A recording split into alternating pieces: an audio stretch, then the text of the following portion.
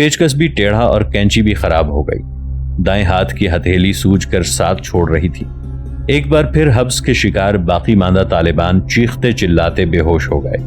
दिन 12 बजे कंटेनर हिला, जिसके साथ ही हमारा सफर शुरू हो गया। किसी को मालूम नहीं था कि हमारा पड़ाव कहाँ होगा। कंटेनर कच्चे पक्के रास्तों पर चलता रहा। दोनों तरफ सहरा नजर आ रहा था। कई तो ये कह रहे थे कि ये शबरगान के दश्ते लैला की तरफ जा रहे हैं, जिसकी जमीन तालिबान उलमा के लहू से पहले भी सैराब हुई थी। कंटेनर चलने के बाद सुराखों से अंदर हवा दाखिल होती रही और साथ ही होश में आने लगे। खम खाते रास्तों पर आगे पीछे लंबी कंटेनरों की कतारें नजर आ रही थीं। तकरीबन 13 के करीब चलती कब्रें अपनी मंजिल की तरफ रवादवा थीं। जोहर की नमाज भी इशारों से पढ़ी और कंटेनर तकरीबन असर के वक्त से एक आध घंटा कबल कब्रगान जेल के बाहर बड़ी सड़क पर खड़े हो गए। हर तरफ मुसल्ला उज़्बेक दरिंदे खड़े सुराखों से नजर आते। तालिबान साथियों ने जेल को पहचान लिया कि ये शबरगान जेल है। फिर तकरीबन 1.5 घंटा कंटेनर उसी जगह खड़ा रहा। एक एक करके कंटेनर जेल में दाखिल होते और खाली होने के बाद बाहर निकल आते। तकरीबन 24 घंटे तक इस कब्र में बंद रहने के बाद बिलाखिर गुरूब आफ्ताब से आध घंटा कबल हम शबरगान जेल के अंदर दाखिल हुए तो हथौड़े की जरब लगी। अचानक दरवाजा खुला तो नेम बेहोशी साथी रोशनी देखकर आहिस्ता आहिस्ता होश में आते गए और दरवाजे की तरफ लपके। सब साथी अपनी जैकेट, स्वेटर और कमीज वगैरह उतार चुके थे, क्योंकि धूप की तपिश ने जिस्म को गोया गर्म भट्टी बना दिया था और होश ठिकाने न होने की वजह से कई बगैर कमीज पहने नंगे बदन और नंगे पांव ही कंटेनर से उतर गए। एक नजर पीछे की तरफ मुड़कर देखा तो तकरीबन 200 के करीब अफराद में हम 50 के करीब साथी कंटेनर से उतरे और कई बेहोश पड़े रहने की वजह से हरकत न कर सके और दरवाजा उन पर फिर बंद हो गया और कंटेनर जेल से बाहर चला गया। कंटेनर से उतरने के बाद हमारी रुकी सांसों को आजादी की हवा ने फरहत बख्शी। यूं महसूस होता कि सारी दुनिया की दौलत सिर्फ ये ताजा हवा की सांसें हैं जिसको अल्लाह ने जिंदा रहने के लिए पैदा किया है। जेल के अंदर मौजूद डंडा और केबल बरदार दोस्तम के फौजी दरिंदे हम पर पल पड़े। इसी तरह हाँकते हुए जेल के मरकजी दरवाजे से दूर एक हॉल में ले गए जो इंतहाई बदबूदार और भेड़ बकरियों की मेंगनियों से भरा पड़ा था। ये हॉल बाद में जेल का मतबख बन गया था। असर की नमाज आखिरी वक्त में दाखिल होने से पहले ही पढ़ ली। अभी 2 कंटेनर बाकी थे, वो भी हमारी आंखों के सामने खाली हुए और हर कोई अपने दोस्तों को ढूंढ कर हाल अहवाल पूछने लगा। इमारत इस्लामिया के सुकूत पर जहां सब नोहा कोना थे, साथ ही कुरान मजीद की बेहुरमती के मुतादिद वाक़यात ने भी दिल को ठेस पहुंचाई। कुरान की बेहुरमती मज़ार शरीफ के रज़िया सुल्ताना गर्ल्स स्कूल से शुरू हुई, जब कई शहीद सीनों से कुरान पाक को लगाए जामे शहादत नोश करते रहे और शिमाली दरिंदे इन लाशों और बमबारी ज़दा इमारत के ढेर तले इन शहीदों को रोनते रहे, हत्ता कि कला जंगी में लड़ाई की असल वजह ही कुरान की बेहुरमती बना। और इस पर भी बस न थी कि जब कुंदूज से अहले हक का आखिरी काफिला इनखला करते वक्त यरगंग के दश्त में तस्लीम हुआ तो हजारों की तादाद में लश्कर, सैकड़ों उलमा और हुफ्फाज के पास कुरान मौजूद थे, लेकिन दौरान तलाशी दरिंदे कुरान पाक को भी जेबों से निकाल कर फेंकते रहे। और जब शबरगान जेल में पहुंचे तो कुरान की बेहुरमती के कई वाक़यात भी साथियों ने बताए जो कि हर एक की जबान पर थे। यूं तारीख में चंगेज खान की औलाद ने अपने जद्दे अमजद के किरदार को दोबारा दोहराया जो बगदाद पर कब्जे के बाद अदा किया था।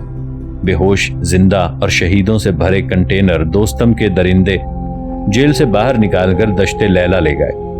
बाद में मालूम हुआ कि उन सबको बड़े बड़े गड्ढे खोदकर दफना दिया गया और कई हजारों की तादाद में शहादतें हुई। हत्ता कि साथियों ने बताया कि 200 से ज्यादा अफराद भी कंटेनरों में शहीद हुए। इसलिए कुछ हालात कंटेनरों के बारे में मगरबी मीडिया की ज़बानी लिखते हैं, क्योंकि असल हक़ाइक़ को तो अमरीकी और शिमाली इत्तेहाद वाले छुपाते रहे, लेकिन फिर भी कई इंकशाफात खुलकर बाद में सामने आए। कंदूज के वाक़यात मैंने मोहम्मद नासिर खान की आप बीती तालिबान कैदियों पर क्या बीती से लिए हैं। दहशतगर्दी के खिलाफ जंग करने वाली क्रूसेडी दहशतगर्दों की असलियत आपने जान ली होगी। इससे ज्यादा कुछ बयान करना मेरे लिए मुमकिन नहीं। नाजरीन, आगे बढ़ने से पहले कमेंट सेक्शन में हमें अपनी आरा से जरूर आगाह कीजिएगा कि आपको हमारी ये सीरीज कैसी लग रही है। आइंदा आने वाली इक़्साद से बाखबर रहने के लिए हमारे चैनल को सब्सक्राइब कर लें और साथ मौजूद बेल आइकॉन को जरूर क्लिक कर लें। शुक्रिया। 1 नवंबर 2006 को मैंने इस हवाले से एक मजमून नवाए वक्त लाहौर में लिखा, मुलाहिजा फरमाइए। 7 अक्टूबर 2001 को अमेरिका ने अफगानिस्तान पर हमला कर दिया। اس حملے کو اس نے آپریشن انڈورنگ فیڈور کا نام دیا۔ اس حملے کو اس نے آپریشن انڈورنگ فریڈم کا نام دیا۔ اس حملے میں امریکہ کے ساتھ روایتی پٹھو برطانیہ اور نیٹو کے ممبران سمیت اتحادی ممالک کا گروپ بھی شامل تھا۔ اس حملے میں امریکہ اور اس کے اتحادیوں نے طالبان کے ٹھکانوں، مورچوں اور شہریوں پر اندھا دھند بمباری کی۔ افغانستان میں صرف دسمبر 2001 تک 5000 سے زائد ہوائی حملے ہوئے، جن میں 5 لاکھ سے زائد بم گرائے گئے۔ اس میں چپے چپے پر بمباری، کارپیٹ بمنگ کے علاوہ امریکی اسلحہ خانے کا خطرناک ترین بم ڈیزی کٹر بے دردی سے استعمال ہوا، جو 16,000 پاؤنڈ ایلومینیم اور دوسرے کیمیائی مواد کو زمین سے 3 فٹ کی بلندی پر 10,000 درجہ حرارت فارنہائٹ گرمی پر ایک آتشی ہیولے کی شکل میں جنم دیتا ہے، اور یہ آگ کا بادل 1 میل تک اس کی زد میں آنے والی ہر شے کو بھسم کر دیتا ہے۔ دور کے لوگ جگر کے سرطان یا سماعت سے محرومی کا شکار ہو جاتے ہیں۔ اس بمباری میں لاتعداد شہریوں کے علاوہ 5 سے 10,000 طالبان شہید کیے گئے، جن میں 1,000 کے قریب پاکستانی، عرب اور دوسرے رضاکار بھی شامل ہیں۔ تاریخ میں یہ پہلا واقعہ نہیں تھا کہ جب امریکہ نے اپنے مفاد کے خلاف کام کرنے والی حکومت کو بزور ہٹانے اور اس کو سزا دینے کا فیصلہ کیا ہو۔ Superpower: a guide to the world's only rogue state. اس کتاب کے مصنف ولیم بلم نے اپنی کتاب میں ان واقعات کا تفصیلی جائزہ لیا ہے، جس میں امریکہ نے جنگ عظیم دوم کے بعد دوسرے ملکوں کے خلاف سازشیں کی ہیں۔ اس کے مطابق دوسری جنگ عظیم کے بعد امریکہ نے تقریباً 40 حکومتوں کو ختم کرنے کی کوشش کی ہے، تقریباً 20 خود مختار ریاستوں پر حملے کیے ہیں، تقریباً 30 عوامی حکومتوں کو ختم کیا ہے اور تقریباً ہر ملک میں فوجی آمریت کی حمایت کی ہے۔ طالبان کے خلاف اتحادی فوجیں صرف بمباری کر رہی تھیں اور زمینی جنگ شمالی اتحاد کے فوجی کر رہے تھے۔ وہ تمام قوتیں اور لسانی گروہ جن کو طالبان نے اقتدار سے الگ کیا تھا، اتحادی افواج کے ساتھ مل کر لڑ رہے تھے۔ امریکی بمباری سے ہرات، قندھار، کابل، جلال آباد، غزنی اور دیگر شہر بری طرح تباہ ہو گئے۔ 13 نومبر تک طالبان جلال آباد اور کابل سے چلے گئے تھے۔ دسمبر کے پہلے ہفتے میں انہوں نے قندھار بھی چھوڑ دیا۔ یہ عجیب بات تھی کہ طالبان نے کسی جگہ بھی زمینی جنگ میں مقابلہ نہیں کیا، بلکہ ایسا لگتا تھا کہ یہ لوگ ہوا میں تحلیل ہو گئے ہوں۔ 2 مہینے کی شدید بمباری نے، جس پر B-52 F-16 سٹیل بمبار طیارے، چینوک اور دوسرے ہیلی کاپٹر استعمال کیے گئے، افغانستان کو تباہ کر دیا۔ اسامہ اور اس کے ساتھیوں نے جلال آباد کے نزدیک تورا بورا کی پہاڑیوں میں پناہ لی، لیکن اس پہاڑی سلسلے پر مسلسل 15 دن بمباری کر کے اس کو ریزہ ریزہ کر دیا گیا۔ اس طرح افغانستان میں امریکہ نے طالبان کو شکست دے کر حامد کرزئی کی حکومت قائم کی۔ افغانستان پر امریکی قبضے کو 5 سال مکمل ہو چکے تھے۔ ان 5 برسوں میں امریکہ اور افغان مزاحمتی قوتوں میں سے کس نے کیا کھویا اور کیا پایا؟ اس سوال کا جواب تلاش کرنے کے لیے مختلف مغربی ماہرین سر جوڑ کر بیٹھے۔ 5 برس سے القاعدہ اور طالبان کی کمر توڑنے کی خوشخبریاں سنانے والے حیران اور پریشان تھے۔ 5 برس گزرنے کے بعد افغانستان سے آنے والی اس خبر سے صورتحال بالکل واضح ہو جاتی ہے کہ نیٹو کی افواج نے طالبان کے ساتھ پہلا امن معاہدہ کر لیا۔ اگرچہ قابض فوج کے ترجمان نے کہا کہ یہ معاہدہ پاکستان کی طرح طالبان کے ساتھ نہیں کیا گیا، بلکہ قبائلی عمائدین کے ساتھ کیا گیا ہے۔ ترجمان نے محض لیپا پوتی کی ہے، کیونکہ اس معاہدے کے مطابق ضلع موسیٰ قلعے کے جس علاقے سے غیر ملکی فوج کا انخلا ہوا، وہاں ایک عرصے سے طالبان کی عملداری رہی ہے۔ ذرائع کے مطابق نیٹو کمانڈروں کے ساتھ مذاکرات قبائلی عمائدین ہی نے کیے تھے، لیکن وہ طالبان کی نمائندگی کر رہے تھے۔ دوسری بات یہ کہ اس معاہدے کی شرائط از خود بتا رہی ہیں کہ یہ معاہدہ طالبان ہی کے ساتھ ہوا ہے۔ معاہدے کا اہم ترین نقطہ یہ تھا کہ طالبان غیر ملکی افواج کے خلاف حملے بند کر دیں گے تاکہ وہ انخلا کر سکیں۔ دوسرا نقطہ یہ کہ علاقے میں امن و سلامتی کی صورتحال کنٹرول کرنے کی ذمہ داری مقامی ملیشیا کی ہوگی۔ یہ بات اب کسی سے مخفی نہیں رہی کہ مقامی ملیشیا مکمل طور پر طالبان پر مشتمل ہے۔ یوں پاکستان پر طالبان کے ساتھ معاہدہ کرنے کا الزام لگانے والوں نے بذات خود طالبان ہی کے ساتھ معاہدہ کر لیا۔ اس معاہدے کے بعد یہ جاننا کچھ مشکل نہیں رہا کہ امریکہ اور افغانستان کی مزاحمتی قوتیں کس حال میں ہیں۔ ایک برطانوی ادارے نے بھی حال ہی میں امریکہ کی 5 سالہ مہم کا تفصیل سے جائزہ لیا ہے۔ اس کی جاری کردہ رپورٹ کے مطابق امریکہ کی جانب سے 11 ستمبر کے واقعات کے بعد 5 سال قبل افغانستان پر حملے کے نتیجے میں طالبان کی حکومت بظاہر تو ختم کر دی گئی تھی، لیکن غیر ملکی افواج کے خلاف ان کی مسلح مزاحمت مسلسل جاری ہے، جو اب بقول مبصرین کے تحریک کی شکل اختیار کرتی جا رہی تھی۔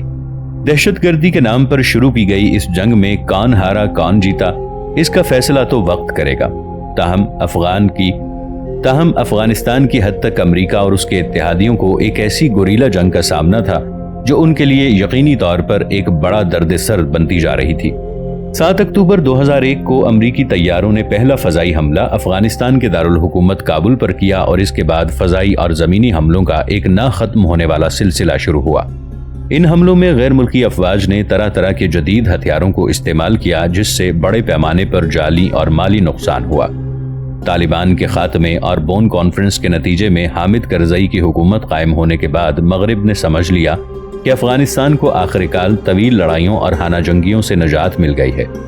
ایک طرف جنگ سے تباہال ملک میں تعمیر نو اور بحالی کا عمل شروع ہوا، تو دوسری طرف ملک کے جنوب اور مشرقی صوبوں میں اقتدار سے الگ کیے گئے طالبان میں مزاحمت کی تحریک پروان چڑھی۔ پھر وقت گزرنے کے ساتھ پاکستانی سرحد کے ساتھ واقع افغان صوبوں قندھار، زابل اور ارزگان، پکتیکا، خوست، گردیز، ننگرہار، کنڑ اور نورستان کے علاقوں میں طالبان کی امریکہ اور اس کے اتحادیوں کے خلاف جاری مزاحمت میں تیزی آتی چلی گئی۔ مبصرین کا کہنا تھا کہ اب یہ مزاحمت عروج پر پہنچ گئی ہے۔ پاکستان اور افغانستان میں رہنے والے اکثر افغانیوں کا خیال تھا کہ امریکہ نے افغانستان کی روایات کے بالکل منافی اقدامات کیے۔ دوسری طرف طالبان نے ان امریکی غلطیوں کا فائدہ اٹھایا اور عام افغانیوں میں ان کی حمایت میں اضافہ ہوتا رہا۔ گھروں کے اندر بغیر اجازت داخل ہونا، چھاپے مارنا، خواتین کو گرفتار کرنا اور ان کی تلاشی لینا وغیرہ ایسی غلطیاں ہیں جنہیں افغان قوم کسی بھی صورت میں برداشت نہیں کر سکتی۔ طالبان حکومت کے خاتمے کے بعد افغان حکومت، نیٹو فوج اور مغربی میڈیا پاکستان پر طالبان کی درپردہ امداد اور حمایت کرنے کے مسلسل الزامات عائد کرتے رہے۔ ان الزامات کو مزید دوام صدر پاکستان جنرل پرویز مشرف نے ایک امریکی ٹی وی کو دیے گئے انٹرویو میں بخشا، جب انہوں نے اس بات کا اقرار کیا کہ ہو سکتا ہے کہ پاکستان کے خفیہ ادارے ISI کے بعض ریٹائرڈ افسران طالبان کی درپردہ مدد کرنے میں ملوث رہے ہوں۔ اب مبصرین یہ کہہ رہے تھے کہ وہاں پر طاقت کے استعمال نے ہمیشہ سے مسائل کو جنم دیا ہے، لہٰذا انہیں طالبان کے خلاف فوجی کارروائیوں کی بجائے ان کو سیاسی عمل میں شامل کرنا چاہیے، تاکہ افغانستان میں جاری لڑائی کا مستقل اور پائیدار بنیادوں پر حل تلاش کیا جا سکے۔ سیاسی عمل میں طالبان کی شرکت کا معاملہ خاصا ٹیڑھا ہے۔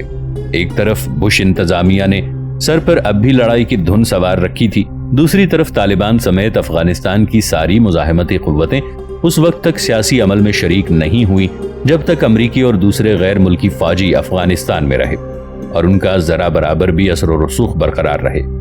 طالبان اور دیگر مزاحمتی قوتوں کو اپنی کامیابی بالکل سامنے نظر آ رہی تھی، اس لیے وہ ہر ایسی پیشکش کو پائے حقارت پر رکھتی جس میں ان کو امریکی اثر و رسوخ کے تحت سیاسی عمل میں شرکت کی دعوت دی جاتی۔ ایسی پیشکشیں بار بار ہوتی رہیں کیونکہ قابض فوج شدید مزاحمت کی وجہ سے اب شدید اضطراب کی شکار ہو چکی تھی، حتیٰ کہ امریکہ کے دوسرے بڑے اتحادی برطانیہ کی فوج میں اس وجہ سے پھوٹ پڑ گئی۔ برطانوی فوج میں پھوٹ پڑنے کا انکشاف فوجیوں کی بعض ای میل سے ہوا جو برطانوی اخبارات ٹائمز اور آبزرورز نے شائع کی۔ برطانوی فوجی افغان صوبہ ہلمند میں تعینات کیے گئے تھے۔ دونوں اخبارات کے مطابق انفینٹری کے کمانڈر میجر جیمی لارن نے حکام کو لکھی گئی اپنی ای میلز میں کہا کہ برطانوی فضائیہ یعنی رائل ایئر فورس ہلمند میں جنگ کے دوران بالکل بیکار ثابت ہو رہی ہے۔ میجر لورن نے کہا کہ ہلمند کے ضلع سنگین میں ان کے اہلکاروں کو شدید مزاحمت کا سامنا کرنا پڑا اور اس دوران ایک برطانوی خاتون پائلٹ درست اہداف کو نشانہ بنانے میں ناکام رہی۔ اس نے 2 فاسٹ فورس راکٹ داغے جو ہمارے اپنے فوجیوں کے قریب گرے۔ اس کے بعد اس نے ہمارے قریب فائرنگ کی جبکہ دشمن کو 200 میٹر دور چھوڑ دیا۔ میجر لورن نے مزید کہا کہ ہپاچی ہیلی کاپٹروں کے پائلٹ بھی سرکش رویے کا مظاہرہ کرتے ہیں اور انا پسند ہیں۔ دوسری جانب رائل ایئر فورس کے ایک پائلٹ نے میجر لورن کی فوجیوں پر شدید تنقید کرتے ہوئے کہا کہ ایک مرتبہ انہوں نے فائرنگ کر کے ایسی جگہ کو آگ لگا دی جہاں اس نے ہیلی کاپٹر اتارنا تھا اور پیادہ فوجیوں کے اقدامات سے برطانوی اہلکاروں کی جانیں خطرے میں پڑ گئیں۔ پائلٹ نے کہا کہ برطانوی پائلٹوں نے فوجیوں کے لیے لائے گئے راشن کے تھیلے طالبان کی پوزیشنوں کے قریب گرا دیے۔ آبزرور نے خدشہ ظاہر کیا کہ برطانوی فوج کا ان اختلافات کے باعث مورال گر سکتا ہے۔ آبزرور جس خدشے کا اظہار کر رہا تھا وہ اب حقیقت کا روپ دھار چکا تھا، کیونکہ برطانوی آرمی چیف کہہ رہے تھے کہ برطانوی فوج کا عراق اور افغانستان میں مزید قیام ممکن نہیں ہے۔ برطانوی وزیر اعظم ٹولیم ڈیر نے اب کہنا شروع کر دیا کہ افغانستان کا مشن توقعات سے بڑھ کر مشکل ثابت ہوا ہے۔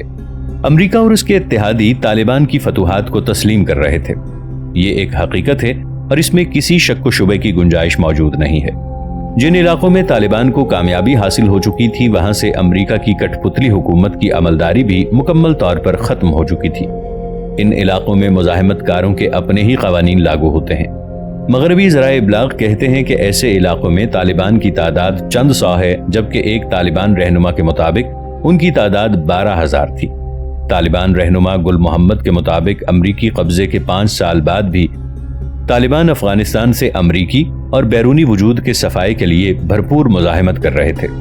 افغانستان میں طالبان کو امریکی افواج اور خود افغان افواج کا بھی سامنا کرنا پڑا۔ چند ماہ کے دوران طالبان کی افغانستان اور امریکی افواج کے خلاف اپنی عسکری کارروائیوں میں کافی شدت پیدا ہو گئی۔ چنانچہ طالبان نے امریکی افواج کے خلاف کئی تابڑتوڑ حملے کیے جس میں اتحادی فوج کو بھاری نقصان اٹھانا پڑا۔ حملوں کی شدت کا اندازہ اس بات سے کیا جا سکتا ہے کہ افغان کٹ پتلی صدر حامد کرزئی نے طالبان کے قائد ملا محمد عمر سے مصالحت کے لیے آمادگی کا اظہار کیا۔ انہوں نے ملا عمر کو کابل حکومت کے ساتھ گفت و شنید کی دعوت دی، جسے طالبان قیادت نے یہ کہتے ہوئے مسترد کر دیا کہ فدائی حملے آئندہ بھی جاری رہیں گے۔ یہ سلسلہ اس وقت تک جاری رہے گا جب تک ملک سے امریکی افواج کا انخلا نہیں ہو جاتا۔ جب کمانڈر گل محمد سے طالبان کے آئندہ کے لاہے عمل کی بابت پوچھا گیا تو انہوں نے کہا کہ طالبان قابض افواج پر مزید حملوں کی تیاری کر رہے ہیں۔ آنے والے موسم گرما میں ہم اپنے حملوں میں مزید شدت پیدا کریں گے۔ اتحادی افواج چاہے کچھ بھی کریں، وہ افغان مزاحمتی تحریک کا صفایا نہیں کر سکتی۔ انہوں نے کہا کہ افغانستان میں امریکی افواج زبردست نقصان سے دوچار ہو رہی ہیں۔ اب ان کے لیے افغانستان چھوڑنے کے سوا کوئی راستہ باقی نہیں بچا۔ واشنگٹن اور اس کے حلیفوں نے افغان عوام کی اسلامی عادات و اطوار اور طرز بود و باش کو بدلنے اور عورتوں کے لیے حجاب ختم کرنے کی جو کوشش کی، اس سے طالبان کو ہی فائدہ ہوا۔ امریکہ کے اس طرز عمل سے افغان عوام میں قابض فوج سے متعلق نفرت میں اضافہ ہی ہوا، حتیٰ کہ بعض عوامل کے سبب جو لوگ سیاسی سطح پر طالبان کے خلاف تھے ان کی جانب سے بھی امریکہ سے برات کا اظہار کیا جا رہا ہے۔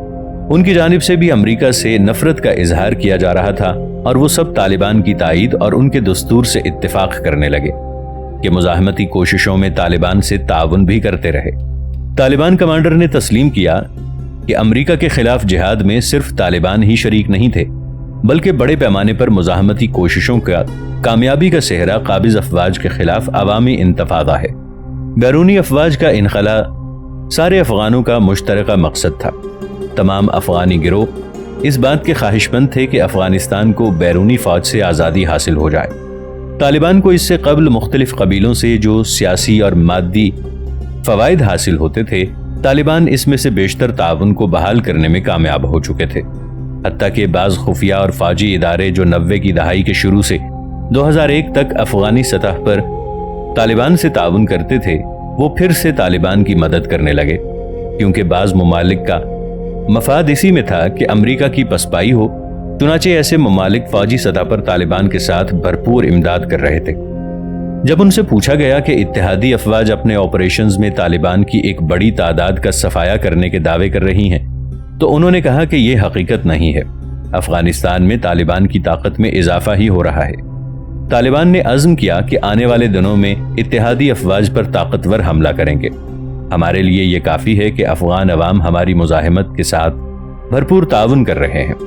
انہیں چھپنے کے لیے پناہ دی جاتی ہے اور اسلحے کی کمی کی صورت میں عوام کی جانب سے اسلحہ بھی فراہم کیا جاتا ہے۔ وہ سرزمین افغانستان میں جاری جہاد میں طالبان کے ساتھ مکمل طور پر شریک ہیں، حتیٰ کہ حکومتی شعبوں میں کام کرنے والے افغان بھی طالبان کے ساتھ تعاون کر رہے ہیں۔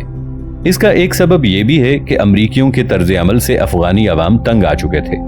امریکی فوج دندناتی ہوئی گھروں میں گھس آتی اور اندھا دھند گرفتاریاں کر کے بے قصوروں کو اذیت دیتی۔